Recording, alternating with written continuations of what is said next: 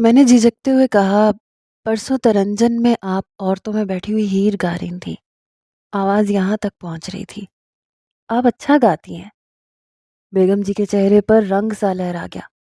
یوں لگا کہ ایک لہجے کے لیے کوکے کا لشکارہ بھی بڑھ گیا۔ وہ ذرا سا شرمائی، پھر سنبھل کر بولی، نہیں وہ تو ایسے ہی تاجو مجھے کھینچ کے لے گئی تھی۔ اسی لیے لے گئی تھی نا کہ آپ کی آواز اچھی ہے۔ میں نے صدقے دل سے کہا، اچھا چائے پیو، ٹھنڈی ہو جائے گی۔ انہوں نے بات بدلی اور تیزی سے باہر چلی گئی۔ نہ جانے کیوں مجھے محسوس ہوا کہ میری تعریف بیگم جی کو بری نہیں لگی، شاید اچھی لگی ہے، اور یہ بیجا تعریف نہیں تھی۔ ان کی آواز واقعی دلکش تھی۔ ترنجن کا مطلب ہوتا ہے عورتوں کا مل بیٹھ کر چرخا کاٹنا اور گپ شپ لگانا۔ 3-4 روز بعد ایسا ہی ہوا۔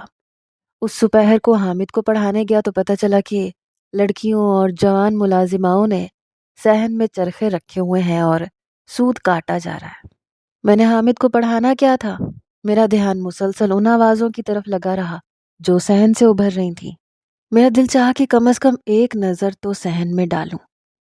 حامد نے تختی ٹھیک ہی پونچھی تھی، مگر میں نے پھر سے پوچھنے کے لیے صحن میں بھیج دیا۔ وہ چلا گیا تو میں نے ساتھ والے کمرے میں جا کر کھڑکی ذرا سی کھولی اور صحن میں جھانکا۔ 3 عورتوں میں تیزی سے کاٹنے کا مقابلہ ہو رہا تھا۔ ان تینوں میں سے ایک بیگم جی تھی۔ چرخے پر ان کا دایاں ہاتھ تیزی سے چل رہا تھا۔ چوڑیاں رنگ برنگی جھلک کھا رہی تھیں۔ مشقت سے ان کا چہرہ انار کی طرح سرخ تھا۔ ان کی اوڑھنی ڈھلک گئی تھی اور جسم نمایاں ہو رہا تھا۔ میں نے ایک جھلک دیکھ کر کھڑکی بند کر دی۔ میں واپس آ کے بیٹھ چکا تھا۔ حامد بھی تختی سخت دھوپ میں ڈال کر لوٹ آیا تھا۔ آتے آتے وہ زردے کی پلیٹ لایا تھا۔ باہر ترنجن کا ہنسی کھیل جاری تھا۔ 5-10 منٹ بعد میرے خون میں میٹھا میٹھا سا درد جاگ گیا۔ باہر بیگم جی ہیر گا رہی تھی۔ مجھ تک بہت مدھم آواز پہنچ رہی تھی، مگر جتنی بھی پہنچ رہی تھی دل میں اتر رہی تھی۔ پتہ نہیں کیوں مجھے لگا جیسے بیگم جی مجھے سنانے کے لیے گا رہی ہیں، حالانکہ ایسا ہرگز نہیں تھا، پھر بھی دل خوش فہم یہی سوچ رہا تھا۔ اسی دوران میں کھنکارنے کی آواز آئی اور والی جی ایک ملازم سمیت اندر آ گئے۔ میں نے کھڑے ہو کے سلام کیا۔ مؤدب ملازم نے جلدی سے رنگین پایوں والی کرسی والی جی کے قریب کر دی۔ وہ بیٹھ گئے۔ انہوں نے گرم شال لپیٹ رکھی تھی۔ تلے دار خصہ چمک رہا تھا۔ وہ کچھ دیر تک اپنی جوان بیوی کے گانے کی مدھم آواز سنتے رہے، پھر آواز بند ہو گئی اور وہ میری طرف متوجہ ہو گئے۔ انہوں نے حامد کی پڑھائی وغیرہ کے بارے میں پوچھا، پھر بولے پچھلے ہفتے پہرے دار ملازموں میں سے 7-8 بندے کام چھوڑ گئے ہیں۔ یہ ایک ہی پنڈ کے تھے، ان کی خالی جگہ پُر کرنی ہے۔ اس کے علاوہ میں چاہتا ہوں کہ ڈیرے اور حویلی کے لیے کم از کم 3 درجن بندے اور بھرتی کیے جائیں۔ عسکری کہہ رہا تھا کہ 30-40 گھوڑے بھی اب بالکل تیار ہیں اور ان کو کام میں لایا جا سکتا ہے۔ میرے لیے کوئی حکم ہو تو بتائیں جی۔ تمہارے پنڈ سے کچھ جنے نکل آئیں گے؟ کیوں نہیں جی، کچھ نہیں تو 7-8 منڈے تو اپنی برادری میں ہی ہوں گے۔ پنڈ سے بھی 10-15 کا انتظام ہو سکتا ہے۔ تو پھر ٹھیک ہے، یہ کام تم کرو۔ اگر کسی کے پاس اپنی رائفل اور لائسنس ہو تو یہ تو اور بھی چنگی بات ہے، اس کو زیادہ تنخواہ دیں گے۔ آپ بے فکر رہیں جی، بندوبست ہو جائے گا۔ میں پرسوں تک پنڈ چلا جاؤں گا، 1-2 دن مجھے وہاں رہنا پڑے گا۔ میرا خیال ہے تم آج ہی چلے جاؤ، بدھ تک واپس آ جاؤ گے۔ بدھ کو مجھے کوس پور جانا ہے، ایک دوست کے پتر کی شادی ہے۔ میں چاہتا ہوں تم بھی ساتھ ہی چلو۔ میں ہاں، ذرا گھوم پھر آؤ گے، والی جی نے کہا۔ میری سمجھ میں یہ آیا کہ شاید والی جی مجھے محافظ کی حیثیت سے لے جانا چاہتے ہیں۔ لیاقت کالے والے واقعے کے بعد سے وہ مجھ پر خاصا اعتماد کرنے لگے تھے، اور میں یہ بھی دیکھ رہا تھا کہ والی جی کے ساتھ کوئی مسئلہ ہے، کوئی پریشانی ہے جو آج کل انہیں گھیرے ہوئے ہے۔ ابھی تھوڑی دیر پہلے وہ لڑکوں کی بھرتی کی بات کر رہے تھے۔ وہ پچھلے تقریباً آدھے گھنٹے سے میرے پاس بیٹھے تھے اور میں ایک چیز نوٹ کر رہا تھا۔ اپنی گرم شال کے اندر والا بایاں ہاتھ ان کا بے حرکت تھا۔ شاید کوئی چوٹ وغیرہ لگی تھی جسے وہ چھپا رہے تھے۔ والی جی کے ساتھ جانے والی بات سے میرے دل میں خود بدھ ہوئی۔ وہ شادی پہ جانے کی بات کر رہے تھے اور امید تھی کہ بیگم جی بھی ساتھ ہوں گی۔ میں نے اسی دن چاچے عسکری کو ساتھ لیا اور اپنے پنڈ چلا گیا۔ 2-3 دن میں ہم نے پنڈ سے 1 درجن بندے جاگیر کی ملازمت کے لیے چن لیے۔ بہن اور بیبے میری ترقی کو دیکھ کر خوش تھیں۔ میری مالی حالت بھی اب کچھ بہتر تھی۔ میں نے عارفہ کو اور بیبے کو نئے کپڑے سلوانے کے لیے پیسے دیے اور گھر کے خرچے کے لیے بھی رقم دی۔ ہم نئی بھرتی کو لے کر راجووال واپس پہنچے تو والی جی کوسپور جانے کی تیاری کر رہے تھے۔ میرے اور عسکری کے علاوہ 2 افراد اور تھے جنہیں گھوڑوں پر سوار جیپ کے پیچھے رہنا تھا۔ عسکری کے پاس رائفل تھی، میرے پاس پستول تھی، جبکہ باقی دونوں افراد لاٹھیوں اور چھوٹی دستی کلہاڑیوں سے مسلح تھے۔ ہم 12 بجے کے قریب روانہ ہوئے۔ جیپ میں والی جی، حامد، رونق علی اور بیگم جی کے علاوہ ان کی کوئی رشتہ دار عورت بھی تھی۔ اس کے علاوہ ہیڈ ملازمہ فیروزہ تھی۔ بیگم جی شال میں لپٹی ہوئی تھی، تاہم اندازہ ہوتا تھا کہ وہ زرق برق لباس میں ہے۔ جیپ میں داخل ہوتے وقت انہوں نے مجھے دیکھا تھا۔ نگاہوں کے ٹکراؤ سے جیسے ایک شعلہ سا لپک گیا تھا۔ میرا اندازہ تھا کہ اس سفر میں والی جی کو کسی طرح کے خطرے کا سامنا ہوگا۔ ظاہر ہے کہ اس علاقے میں ان کے کئی دشمن بھی موجود تھے۔ خطرہ تو واقعی موجود تھا اور یہ پیش بھی آیا، لیکن یہ ایسا خطرہ تھا جس کے بارے میں والی جی نے سوچا تک نہیں ہوگا اور نہ ہمارے ذہنوں میں تھا۔ یہ بالکل اور طرح کا خطرہ تھا اور بالکل اچانک سامنے آیا۔ اسے حادثہ بھی کہا جا سکتا ہے۔ راستے میں ایک جگہ چھوٹی نہر کے کنارے بڑا اچھا منظر تھا، تو ذرا کمر سیدھی کرنے کے لیے سب لوگ جیپ میں سے نکل آئے۔ ہم نے بھی گھوڑے کچھ فاصلے پر درختوں کے نیچے روک دیے اور ان کو بھی تازہ دم ہونے کا موقع دیا۔ میں گاہے بگاہے کنکھیوں سے بیگم جی کو دیکھ لیتا تھا۔ یوں لگتا تھا وہ اس ماحول سے بہت خوش ہیں۔ ان کے اندر ترنگ سی جاگی ہوئی تھی۔ وہ گہرے سانس لے رہی تھیں، پھر انہوں نے جوتی اتاری اور تاجوں کے ساتھ نہر کے ٹھنڈے پانی میں پاؤں ڈبو کے بیٹھ گئیں۔ والی کی مدھم آواز ہمارے کانوں تک پہنچی۔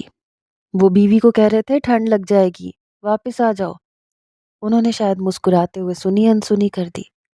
دفتن چلانے کی زوردار آواز آئی۔ یہ چھوٹا حامد تھا۔ وہ بیگم جی اور جیپ کے درمیان تھا۔ ہم بیگم جی سے کچھ فاصلے پر تھے۔ حامد کے چلانے کی وجہ شہد کی مکھیاں تھیں۔ میرا دل دھڑک اٹھا۔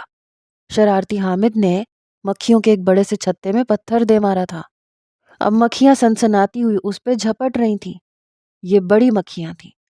بیگم جی نے دیکھا اور اس کی طرف دوڑ پڑی۔ ان کی جھپٹ میں ایک ماں کی ساری بے قراری شامل تھی۔ حامد تو دوڑ کے جیپ میں گھس گیا، مگر بیگم جی کی قمیض کانٹے دار جھاڑیوں میں پھنس گئی۔ وہ گھٹنوں کے بل گر گئی۔ مکھیوں کا حملہ خوفناک تھا۔ میرے ساتھی گھڑ سوار اضطراری طور پر مخالف سمت میں بھاگے۔ ان میں سے 2 نے نہر میں چھلانگیں لگا دی۔ تاجو بھی نہر میں کود گئی۔ مکھیوں کی یلغار سے بچنے کے لیے جیپ کا دروازہ بند ہو گیا۔ چند سیکنڈ کے لیے بیگم جی جیپ اور نہر کے درمیان بالکل تنہا نظر آئی۔ میں دیوانہ وار آگے بڑھا۔ 15-20 قدم کا فاصلہ طے کرتے کرتے میں نے اپنی گرم موٹی چادر اپنے جسم سے اتار لی تھی۔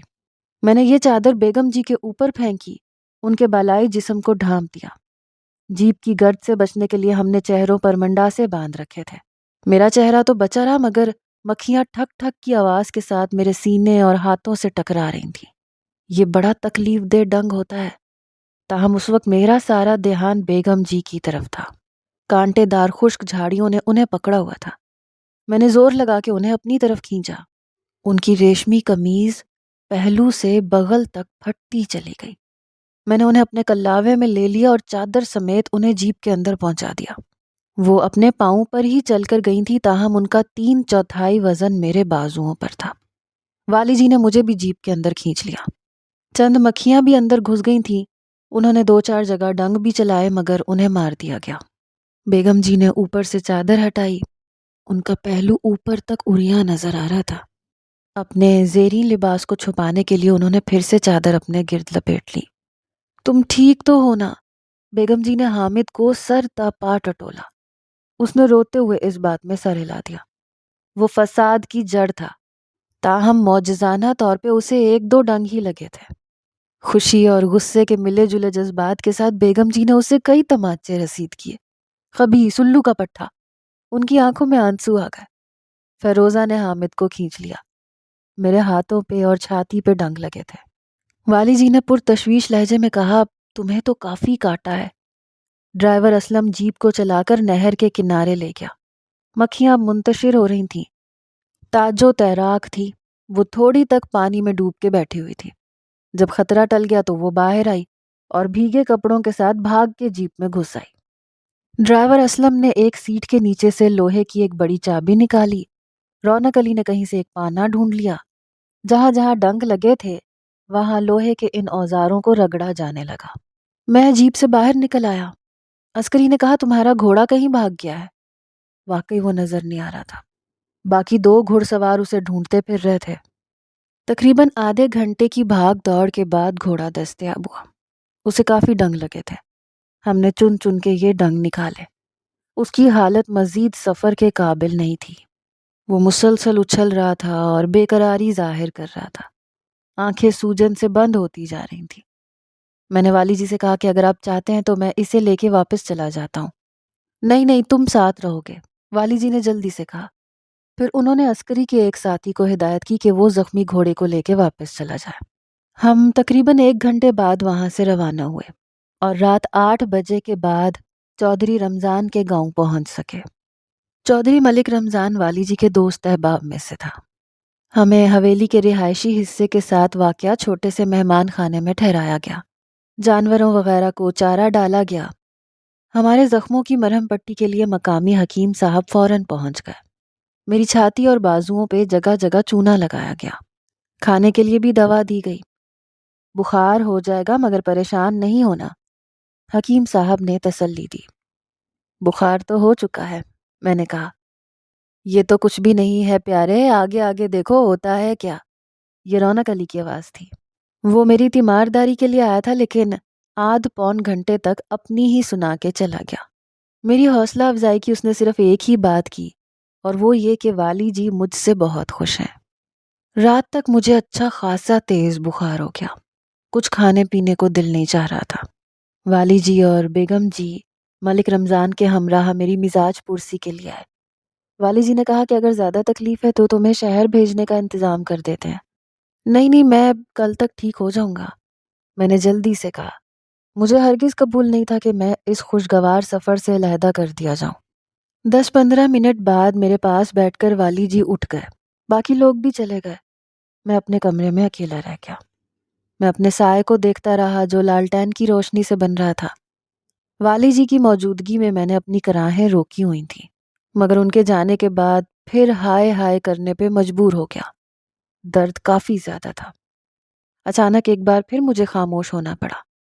بیگم جی دوبارہ کمرے میں داخل ہو رہی تھیں۔ ان کے ساتھ حامد بھی تھا۔ اس کے ایک بازو پہ 2-3 جگہ چونا لگا ہوا تھا، تاہم وہ اپنی پوری مستی میں تھا۔ یہ کہتا ہے میں نے بھی ماسٹر جی کا پتہ لینا ہے، بیگم جی نے حامد کی طرف اشارہ کرتے ہوئے کہا۔ وہ میرے پاس آ کے کھڑا ہو گیا۔ اس کی سمجھ میں نہیں آ رہا تھا کہ اب وہ کیا کہے۔ اب لو نا پتا، بیگم جی نے اسے ٹہوکا دیا۔ وہ تھوڑی دیر شرارت سے مسکراتا رہا، پھر ایک دم کھلکھلا کے ہنسا اور واپس بھاگ گیا۔ حامد، حامد، بیگم جی اسے پکارتی رہ گئی۔ بڑا شیطان ہے، بیگم جی نے افسوس کے انداز میں کہا۔ نہیں نہیں، بچے ایسے ہی ہوتے ہیں، میں نے بیگم جی کو تسلی دی، لیکن دل ہی دل میں نے بھی وہی کہا جو انہوں نے کہا تھا، بڑا شیطان ہے، بلکہ شیطان کے بھی کان کاٹتا ہے۔ بیگم جی ابھی تک میرے سرہانے کھڑی تھی۔ بخار زیادہ تو نہیں ہے؟ انہوں نے ذرا جھجکتے ہوئے پوچھا۔ اس سے پہلے کہ میں کوئی جواب دیتا یا کچھ کہتا، وہ ذرا سا جھکی اور ان کا نرم گداز ہاتھ میری پیشانی پہ آ گیا۔ وہ چند لمحے تھے مگر میرے لیے جیسے صدیوں کی تاثیر رکھتے تھے۔ مجھے لگا ان کا ہاتھ کا لمس میری روح تک اتر گیا ہے۔ پھر وہ تیزی سے باہر نکل گئی، جیسے وہ کچھ اور کہنا سننا نہیں چاہتی۔ بس انہوں نے وقت سے کچھ لمحے چرائے تھے، مجھے چھوا تھا اور باہر نکل گئی تھی۔ میں ساری رات اس واقعے کے اثر میں کھویا رہا، اس لمس کو 1000 معنی پہناتا رہا۔ خود ہی رد کرتا رہا۔ مجھے ہرگز امید نہیں تھی کہ درد اور بخار سے اتنی جلدی افاقہ محسوس ہوگا۔ بہرحال اگلی صبح 10 بجے کے لگ بھگ میں سو کے اٹھا تو خود کو کافی بہتر محسوس کر رہا تھا۔ اب پتہ نہیں یہ بیگم جی کے ہاتھ کے لمس کا اثر تھا یا کوئی اور وجہ تھی۔ 12 بجے کے لگ بھگ ہم اس گاؤں سے اپنی اصل منزل کی طرف روانہ ہو رہے تھے۔ ہم رات 10 بجے کے قریب کوس پور پہنچے۔ یہاں ایک بڑے جنریٹر کے ذریعے لائٹنگ وغیرہ کا انتظام کیا گیا تھا۔ چودھری کی کوٹھی نما حویلی رنگ برنگی کمکموں سے سجی ہوئی تھی۔ ڈھولک بج رہی تھی، ناچ گانے کی صدائیں دور سے ہی کانوں میں پڑنے لگی تھی۔ ہمارا استقبال بڑے اچھے طریقے سے کیا گیا۔ والی جی اور اہل خانہ کو کوٹھی نما حویلی کے اندر لے جایا گیا۔ ہمیں مہمان خانے میں پہنچا دیا گیا۔ رات خوب مزے میں گزری۔ اگلے روز تک میری طبیعت بالکل فٹ ہو گئی۔ جو رہی سہی کسر تھی وہ بیگم جی کی دید نے پوری کر دی۔ کبھی وہ عورتوں اور لڑکیوں کے ساتھ گانوں کی ریہرسل کرتی نظر آتی، کبھی مہندی گھوٹنے والیوں کا ہاتھ بٹاتی دکھائی دیتی۔ سپہر کے وقت میں نے بیگم جی کو حویلی کی چھت پہ دیکھا۔ وہاں وہ لڑکیوں کے ساتھ اوڑھنیوں اور چادروں کو بسنتی رنگ میں رنگ رہی تھیں۔ شام ہوتے ہی مہندی کی رسم شروع ہو گئی۔ لڑکی والے بھی اسی گاؤں کے تھے۔ رنگ برنگی کپڑوں والی لڑکیاں، عورتیں تیزی سے حویلی کے اندر آنے جانے لگیں۔ اس سارے ہنگامے میں میری نگاہ صرف اور صرف بیگم بلقیس کو ڈھونڈتی تھی۔ پتہ نہیں کیوں میں دیکھنا چاہ رہا تھا کہ وہ بن ٹھن کے کیسی لگتی ہیں۔ کچھ دیر بعد لڑکی والے آ گئے، ہنگامہ عروج پہ پہنچ گیا۔ ناچ کا مقابلہ ہوا، گانے گائے گئے، ایک دوسرے پہ آوازیں کسی گئیں۔ آخر میں مہندی کے لیے چھینا جھپٹی ہوئی۔ تاہم یہ سب کچھ زنان خانے میں ہوا تھا۔ ہم صرف آوازیں سن سکتے تھے۔ پوری تقریب ختم ہو گئی مگر بیگم جی کی جھلک نہیں دیکھ سکا۔ رات کو افسردہ سا بستر پہ پڑا تھا کہ تاجو آئی۔ اس نے بیگم جی کی طرف سے میرے بخار کا حال پوچھا۔ اگلے روز دوپہر کو معلوم ہو سکا کہ والی جی مجھے اصرار کر کے یہاں کیوں لے کے آئے تھے۔ معلوم ہوا کہ یہاں مردانے کے احاطے میں لٹھ بازی کا نمائشی مقابلہ ہے۔ والی جی نے مجھ سے پوچھا، کیسی طبیعت ہے خاورے؟ بالکل ٹھیک ہوں جی۔ تھوڑا سا شغل میلہ ہو جائے؟ انہوں نے پوچھا۔ جو آپ کا حکم ہو۔ تم نے تو یہ بھی نہیں پوچھا کہ کیسا شغل میلہ، فٹ سے کہہ دیا جو حکم۔ جب آپ کا حکم ہے تو مجھے پوچھنے کی ضرورت ہی نہیں ہے۔ انہوں نے مسکرا کر تعریفی نظروں سے مجھے دیکھا۔ کہنے لگے چودھری معشوق کے پاس بڑے بڑے لٹھ باز ہیں، ان میں سے ایک کا نام بلال ہے۔ سنا ہے تم نے یہ نام؟ میں نے نفی میں سر ہلایا۔ والی جی کہنے لگے امرتسر کا جٹ ہے، بڑے مقابلے کیے ہوئے ہیں اس نے، پر مجھے لگتا ہے کہ تم اسے لٹھ بازی میں ہرا دو گے۔ اگر آپ کہتے ہیں تو میں کوشش کروں گا جی۔ والی جی نے اگلے روز کا کہا تھا، مگر اس رات ایک مزیدار واقعہ ہوا۔ بیگم بلقیس کی ہمراز نوکرانی تاجو میرے پاس آئی۔ میں اس وقت حویلی کے پچھواڑے کھیتوں میں گھوم رہا تھا۔ وہ کہنے لگی، خاور تمہارے لیے بیگم جی کا خاص پیغام ہے۔ میرا دل دھڑک اٹھا۔ کیسا پیغام؟ وہ کہنے لگی، تمہیں تو پتہ ہی ہوگا کل لٹھ بازی کا مقابلہ ہونا ہے، تو والی جی تمہارا مقابلہ یہاں کے ایک لٹھ باز بلال سے کروا رہے ہیں۔ ہاں مجھے پتہ ہے، تم اصل بات بتاؤ۔ اصل بات یہ ہے برا خاور کہ بلال بیگم جی کے پنڈ کا رہنے والا ہے۔ بیگم جی سے اس کی دور کی رشتہ داری ہے، وہ بیگم جی کو بہن بھی کہتا ہے۔ تو پھر میں نے پوچھا۔ وہ رازداری کا انداز اختیار کر کے بہت دھیمے لہجے میں کہنے لگی، دراصل بیگم جی چاہتی ہیں کہ تم بلال کے ساتھ لڑائی نہ کرو، انہیں ڈر ہے کہ وہ تم سے ہار جائے گا اور اس کی بے عزتی ہوگی۔ میں سمجھا نہیں۔ بیگم جی چاہتی ہیں کہ تم بخار شخار کا بہانہ کر لو اور اس مقابلے میں حصہ نہ لو۔ میرے دل میں ایک پھلجھڑی سی چھوٹی، ایک ساتھ دو طرح کی خوشی محسوس ہوئی۔ پہلی خوشی اس بات کی کہ بیگم جی نے مقابلے سے پہلے ہی میری برتری کو محسوس کر لیا تھا، اور دوسری خوشی اس بات کی کہ انہوں نے مجھے اس قابل جانا کہ اپنی ہمراز ملازمہ کے ہاتھ مجھے پیغام بھجوایا۔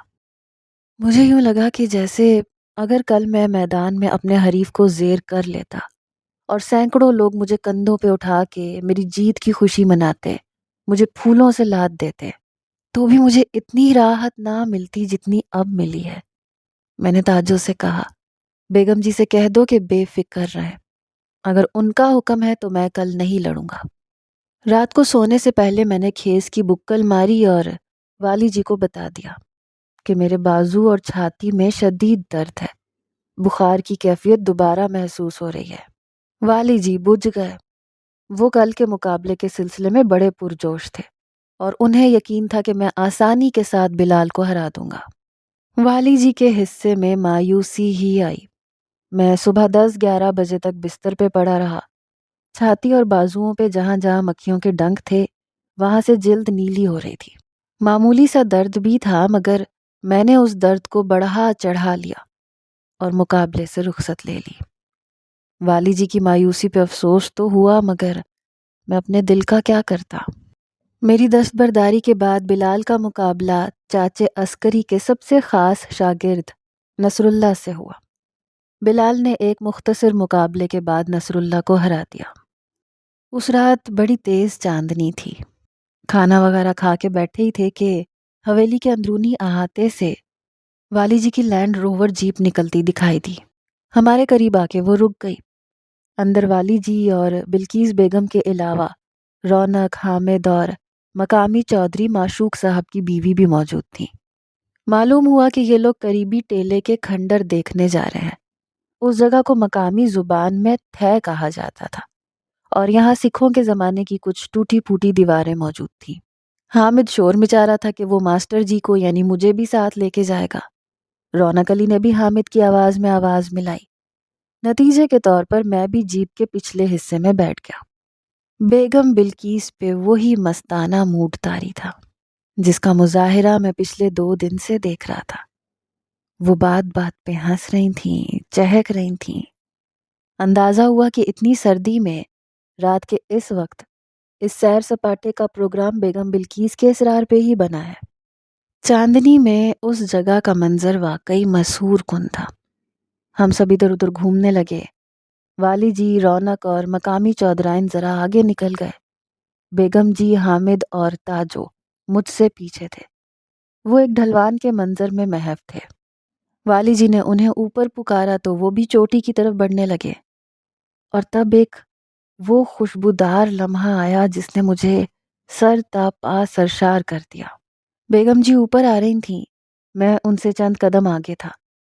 انہوں نے ایک قدم چڑھنے کے لیے ایک قدرتی سیڑھی پہ پاؤں رکھا لیکن چڑھ نہیں سکی اور ہنسنے لگی۔ ہنستے ہنستے انہوں نے دوبارہ کوشش کی مگر جب ہنسی چھوٹ جائے تو زور کم ہو جاتا ہے۔ ان کی دوسری کوشش بھی ناکام رہی۔ اس موقع پر بالکل میکانکی انداز میں نے ان کی طرف ہاتھ بڑھایا جسے انہوں نے تھام لیا۔ میں نے تھوڑا سا زور لگا کے انہیں اوپر کھینچ لیا۔ اس ہاتھ کی نرمی، اس لمحے کی حرارت، اس کیفیت کا گداز میرے لیے لفظوں میں بیان کرنا ممکن نہیں۔ ان لمحوں میں جیسے مبہوت سا ہو گیا۔ بیگم جی اور حامد تیزی سے قدم اٹھاتے اوپر چلے گئے اور میں اپنی دھڑکنوں کو سنبھالتا ہوا اوپر چڑھنے لگا۔ جب ہم اوپر پہنچے تو حامد نے ایک چھوٹا سا ٹیپ ریکارڈر لگا دیا۔ پنجابی کے نغمے گونجنے لگے۔ اس ماحول میں موسیقی کی ان لہروں نے سما باندھ دیا۔ اچانک میری نظر بیگم جی پر پڑی۔ والی جی ایک شکستہ منڈیر پہ بیٹھے تھے۔ بیگم جی ان کی جوتی اتار رہی تھیں۔ دراصل اوپر آتے ہوئے والی جی کی ایک جوتی کیچڑ میں لتھڑ گئی تھی۔ بیگم جی نے جوتی اتاری، پھر وہ وہیں پاؤں کے بل بیٹھ کر ایک کپڑے سے اسے صاف کرنے میں مصروف ہو گئیں۔ لیکن بیگم جی جس انداز میں جوتا چمکا رہی تھیں ان کا گریبان دور تک نظر آ رہا تھا۔ کچھ انہوں نے اپنے گھٹنے پہ بھی دباؤ ڈال رکھا تھا، شاید اس وجہ سے لالٹینوں کی روشنی میں ان کا چمکیلا شفاف جسم ایک دم ہیجان خیز نظر آنے لگا تھا۔ وہ اس منظر سے بالکل بے خبر دکھائی دیتی تھی، لیکن کیا وہ واقعی بے خبر تھیں؟ چند لمحے کے لیے، صرف چند لمحے کے لیے مجھے لگا جیسے وہ بے خبر نہیں ہیں، وہ جانتی ہیں میں ان سے فقط 10-12 گز کے فاصلے پہ موجود ہوں اور میں چور نظروں سے انہیں ہی دیکھ رہا ہوں۔ کچھ دیر بعد بیگم جی اٹھ گئیں۔ اگلے روز دوپہر کو شادی کی تقریب تھی۔ میں بے صبری سے دوپہر کا انتظار کرنے لگا۔ دل میں شدید خواہش تھی کہ بیگم بلقیس کو بنا سنورا دیکھوں۔ شادی کی تقریب بڑی رنگا رنگ تھی۔ دلہا سفید گھوڑے پہ تھا، زرتا سہرے نے اس کا مکھڑا چھپا رکھا تھا۔ بارات گاؤں کی ہی ایک دوسری گلی میں پہنچ گئی۔ یہاں مختلف رسمیں ادا کی گئیں۔ ہم لوگ بارات کے آخری سرے پر تھے۔ میں دیکھ رہا تھا کہ بیگم بلقیس کمانڈر کا کردار ادا کر رہی تھیں۔ وہ ہر طرح کی کارروائی میں پیش تھیں۔ سبھی رسموں میں آگے آگے تھیں۔ بہت سے شور و غل اور شغل میلے کے بعد شام کے وقت بارات دلہن کو لے کر واپس آ گئی۔ پتہ نہیں کیوں میں بہت اداس تھا۔ میرے اندر جیسے ایک خلا تھا اور وہ بڑھتا چلا جا رہا تھا۔ اس رات میرے دل کی عجیب کیفیت ہو گئی۔ لالٹین کی روشنی میں میں ایک تنہا کمرے کے اندر دیر تک ٹہلتا رہا، ٹھنڈے دل سے سوچتا رہا، خود کو سمجھاتا رہا۔ میں نے خود سے کہا، شاہ خاور، یہ چپکے تم کس طرف چل پڑے ہو؟ یہ کیا ہوتا جا رہا ہے تم کو؟ کیا تمہاری عقل کام نہیں کر رہی؟ تم بیگم جی کو کیا سمجھتے ہو؟ کیا خدا نہ خواستہ وہ کوئی بد چلن عورت ہے؟ کیا وہ نہیں جانتی کہ وہ شادی شدہ ہیں، ایک ماں ہے؟ کیا یہ سب کچھ ہوتے ہوئے بھی وہ تمہارے ساتھ کوئی رشتہ جوڑیں گی؟ نہیں، ایسا نہیں ہو سکتا اور نہ ایسا ہونا چاہیے۔ پھر میرا دھیان والی جی کی طرف چلا گیا۔ انہوں نے مجھے کتنی عزت دی، مجھ پہ بھروسہ کیا۔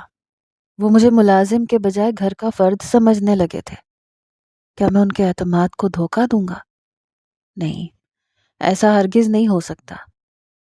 پھر میرے دل کے اندر سے ایک دوسری آواز گونجی، لیکن شاہ خاور، تم اس بات سے انکار نہیں کر سکتے کہ تم بیگم جی کو چاہنے لگے ہو، اور ہو سکتا ہے کہ دوسری طرف بھی کچھ ایسا موجود ہو، کوئی جذبہ، کوئی احساس۔ پہلی آواز نے کہا، دوسری طرف کچھ نہیں ہے، بیگم جی اور طرح کی عورت ہے۔ وہ 5 وقت کی نمازی ہیں اور وہ ایک وفا شعار بیوی ہے۔ جو کچھ ہے تمہاری طرف سے ہے، اور اس کو بے راہ روی کہتے ہیں۔ یہ کردار کی کمزوری ہوتی ہے۔ دوسری آواز نے فوراً جواب دیا، یہ بے راہ روی نہیں ہے، یہ محبت ہے، اور محبت کی تو خاصیت ہی یہ ہے کہ وہ منہ زور ہوتی ہے۔ یہ وہاں ہوتی ہے جہاں اسے نہیں ہونا چاہیے۔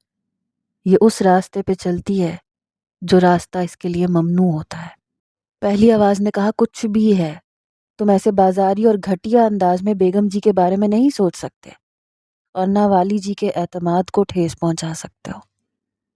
میں نے بہت ندامت محسوس کی، اپنے آپ کو ملامت کرنے لگا۔ اس کے بعد میں نے جو کچھ کہا آپ کو عجیب سا لگے گا، لیکن جو لوگ عشق اور محبت کے گردابوں میں پھنستے ہیں وہ ایسے ہی ہاتھ پاؤں چلایا کرتے ہیں۔ ان سے ایسی ہی جذباتی حرکتیں سرزد ہوا کرتی ہیں۔ میں لالٹین کے قریب بیٹھ گیا۔ لالٹین کی چمنی دہکی ہوئی تھی۔ میں کچھ دیر سوچتا رہا، پھر میں نے اپنا ہاتھ چمنی کی طرف بڑھایا تاکہ اسے داغ دوں، مگر فوراً ہی خیال آیا کہ داغا ہوا ہاتھ ہر کسی کو نظر آئے گا، سب پوچھیں گے کیا ہوا۔ میں نے ہاتھ کے بجائے اپنی کلائی اندر کی طرف سے داغ دی۔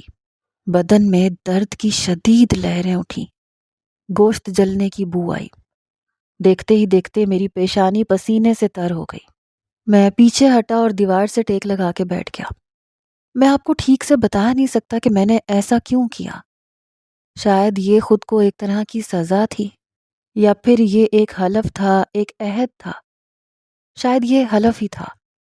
میں نے ان لمحوں میں خود سے وعدہ کیا تھا کہ بیگم جی کے بارے میں گھٹیا اور گندے خیالات کبھی ذہن میں نہیں آنے دوں گا۔ اگر بیگم جی سے میرے تعلق نے محبت کی شکل اختیار کی بھی تو یہ خاموش محبت ہوگی۔ وہیں بیٹھے بیٹھے میں نے مستقبل کی طویل منصوبہ بندی کی۔ اس منصوبہ بندی میں یہ بات بھی شامل تھی کہ اگر اس راہ و رسم میں کبھی کسی وقت کسی اتفاق کے تحت بیگم جی کو چھونے کا موقع آیا تو میرے چھونے کی حد صرف ان کے ہاتھوں تک ہوگی۔ میں کسی صورت اس سے آگے نہیں بڑھوں گا، بس ان کے ہاتھوں کا لمس میرے لیے آخری حد ہوگا۔ اب یہ سب کچھ سوچتا ہوں تو یہ ساری باتیں بڑی بچکانہ اور مہمل لگتی ہیں، مگر اس وقت میں ان باتوں کو بے حد سنجیدگی سے لے رہا تھا۔ اس واقعے کے بعد میں نے خود کو بے حد ہلکا پھلکا محسوس کیا۔ مجھے یوں لگا جیسے میں ندامت اور شرمندگی کے ایک گہرے گڑھے میں گرتے گرتے بچ گیا۔ وہاں سے واپس آنے کے بعد ایک دن والی جی نے مجھ سے کہا کہ وہ سخت ضرورت محسوس کرتے ہیں کہ کسی بھی پریشانی یا ایمرجنسی کے وقت ملازمین کو فوری طور پہ اطلاع ہونی چاہیے، کیونکہ ملازمین کے رہائشی کوارٹر یا کمرے حویلی کی چار دیواری سے باہر تھے۔ ایک وسیع احاطہ پار کر کے ان تک پہنچا جا سکتا تھا۔ بارش وغیرہ کے موقع پہ ملازموں تک رسائی اور بھی مشکل ہو جاتی تھی۔ میں نے والی جی کو اس کا ایک حل بتایا اور یہ حل انہیں پسند بھی آیا۔ 3-4 روز بعد والی جی اور چودھری عزیز کو ایک تاریخ پہ لاہور جانا تھا۔ میں بھی جیپ میں ان کے ساتھ لاہور آ گیا۔ ہم جیسے دور دراز کے دیہاتیوں کے لیے لاہور ایک انوکھا شہر ہوتا ہے، لیکن میرے لیے یہ جگہ اجنبی نہیں تھی۔ میں کچھ عرصہ یہاں رہا تھا، یہاں کی سڑکوں کی خاک چھانی تھی۔ والی جی اور ان کے ساتھی کچہری چلے گئے، جبکہ میں شاہ عالم مارکیٹ پہنچا۔ یہاں کچھ عرصے پہلے میں نے ایک انٹر کام دیکھا تھا۔ یہ ڈرائی سیل سے چلتا تھا۔ تھوڑی سی کوشش سے مجھے یہ 18 واٹ کا انٹر کام مل گیا۔ میں نے اس کے لیے بیٹری سیل کے بجائے 2 چھوٹی بیٹریاں حاصل کیں اور دیگر چھوٹے موٹے لوازمات بھی خرید لیے۔ گاؤں واپس پہنچ کر میں نے اس انٹر کام کو انسٹال کر دیا۔ ایک ریسیور والی جی کی رہائش گاہ میں، دوسرا چاچا عسکری کے کوارٹر میں لگایا، اور یہ سارا کام میں نے خود ہی کیا۔ انٹر کام کو ٹیسٹ کرنے کے لیے میں نے کوارٹر سے والی جی کو بیل دی۔ والی جی نے ریسیور اٹھایا، خوش ہو گئے، کہنے لگے تم تو واقعی ہر فن مولا ہو۔ پھر حامد نے ریسیور تھام لیا۔ ماسٹر چاچا، تم کو میری آواز آ رہی ہے؟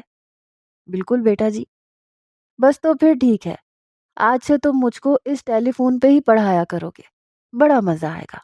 رونق علی نے ریسیور تھام لیا، کہنے لگا خاورے یہ بڑا خچرہ ہے، اس کا مطلب یہ ہے کہ یہ ٹیلی فون پہ پڑھے گا تو تم اس کے کان شان نہیں کھینچ سکو گے۔ ویسے یہ کام تم نے کمال کا کیا ہے، میری طرف سے شاباش۔ یہ انٹر کام حویلی میں ایک بالکل نئی شے تھا۔ چھوٹے بڑے سب حیران ہو رہے تھے، ملازم بھی خوش تھے۔ وہ یہ نہیں جانتے تھے کہ اب ان کی ڈیوٹی سخت ہو گئی ہے۔ دن رات کسی بھی وقت انہیں حویلی کے اندر سے آواز دی جا سکے گی۔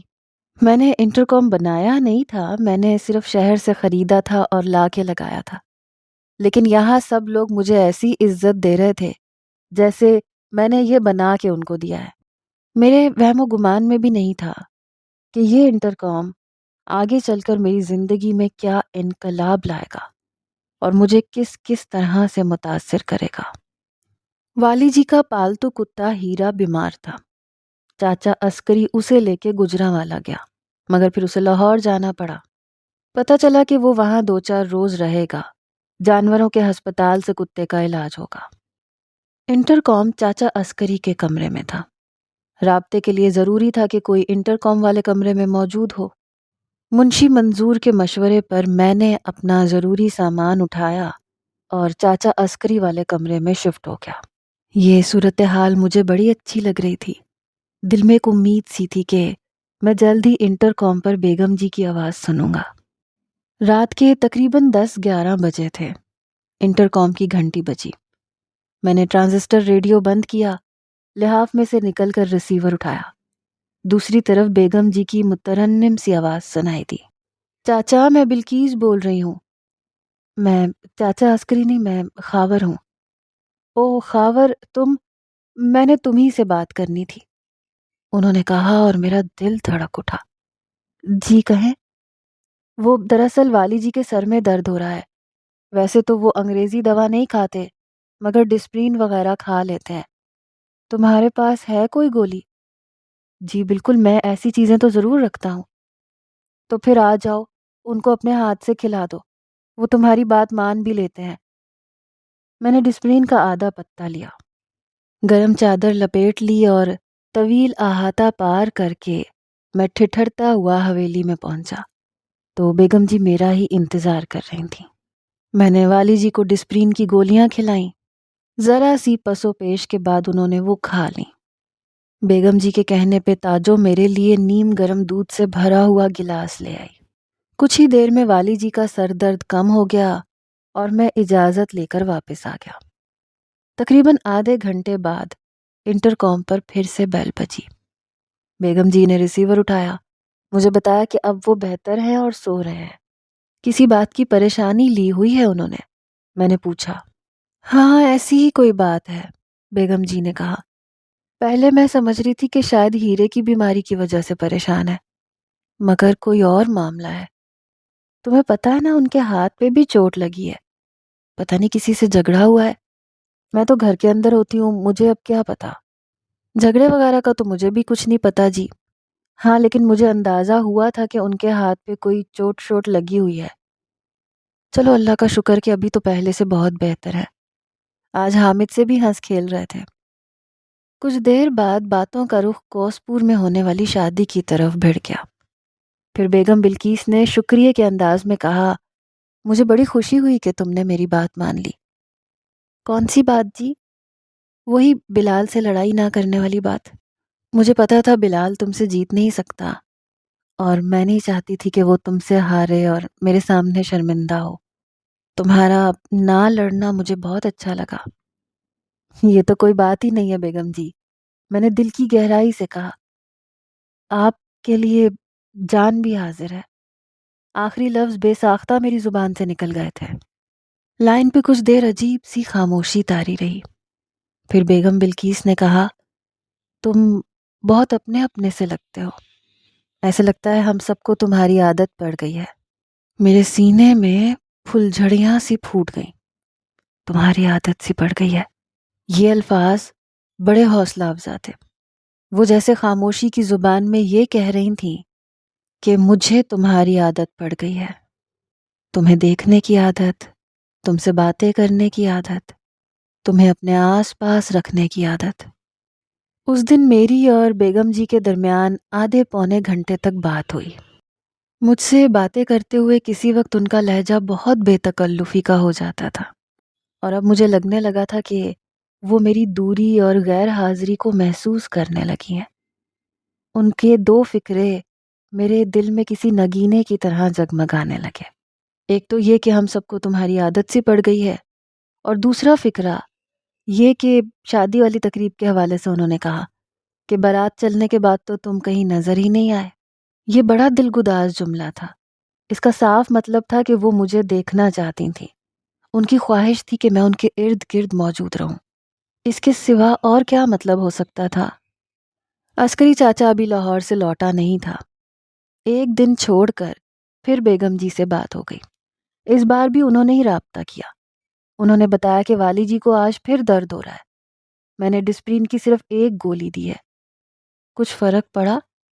ہاں سو رہے ہیں۔ میں نے تم سے پوچھنا تھا کہ اگر رات کو درد کا کہیں تو ایک گولی اور دے دوں؟ بالکل، بلکہ دو بھی دے سکتی ہیں۔ پانی میں گھول کے دیں گی تو زیادہ اچھا ہے۔ ہینڈ پمپ کا پانی ہو تو ٹھیک ہے، ورنہ ابال لیا کریں۔ نہیں اب ٹھیک ہے، انشاءاللہ ضرورت نہیں پڑے گی۔ حامد کہاں ہے؟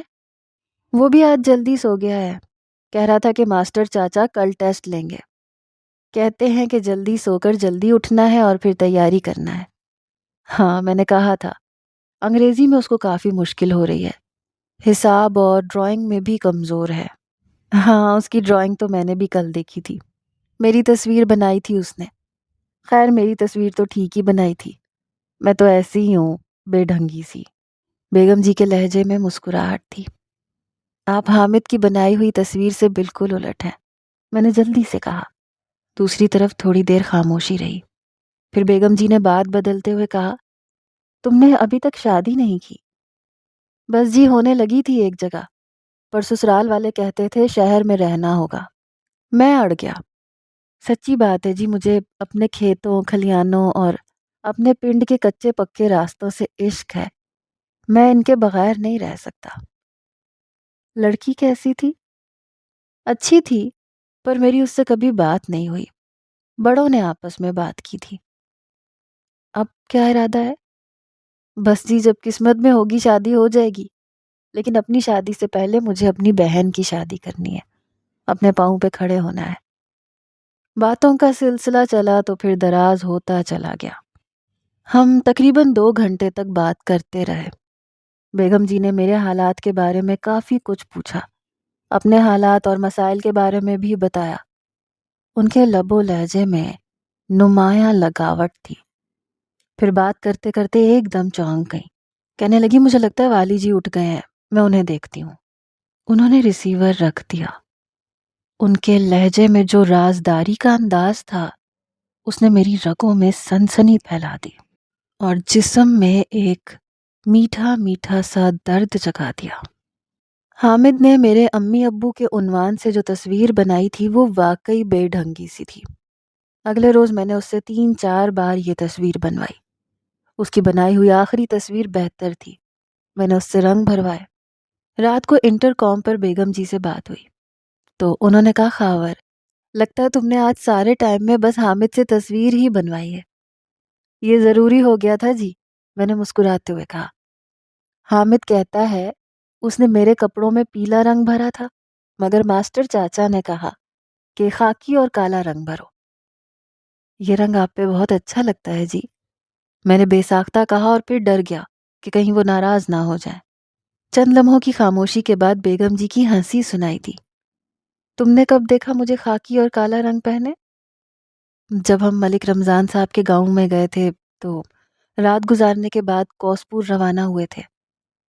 تمہاری یادداشت تو بڑی پکی ہے، انہوں نے غالباً شرمیلی مسکراہٹ کے ساتھ کہا۔ ہر معاملے میں تو نہیں جی، لیکن کچھ باتیں مجھے یاد رہ جاتی ہیں، میں نے حوصلہ پا کے جواب دیا۔ اس دن بھی ہم نے کافی دیر تک باتیں کی۔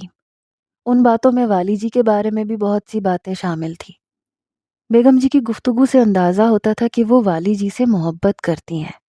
ان کی پریشانی بیگم جی کو پریشان کرتی ہے، ان کی دوری انہیں بڑی سخت ناپسند ہے۔ لیکن پھر یہ سب کیا تھا جو ہو رہا تھا اور بتدریج خوبصورتی سے آگے بڑھ رہا تھا۔ اس رات انٹر کام بند کرنے کے بعد میں دیر تک سوچتا رہا، کیا ہمارے درمیان جو کچھ تھا وہ آگے چل کر محبت بننے والا تھا؟ کیا ایسا ہو سکتا ہے کہ ایک عورت ایک ہی وقت میں 2 مردوں سے محبت کرے اور یہ محبت سچی بھی ہو؟ کیا یہ ممکن ہے؟ ان گنت سوالات تھے مگر جواب کوئی نہیں تھا۔ بس ایک تیز بہاؤ تھا جس میں بے خودی کے عالم میں بہتا چلا جا رہا تھا۔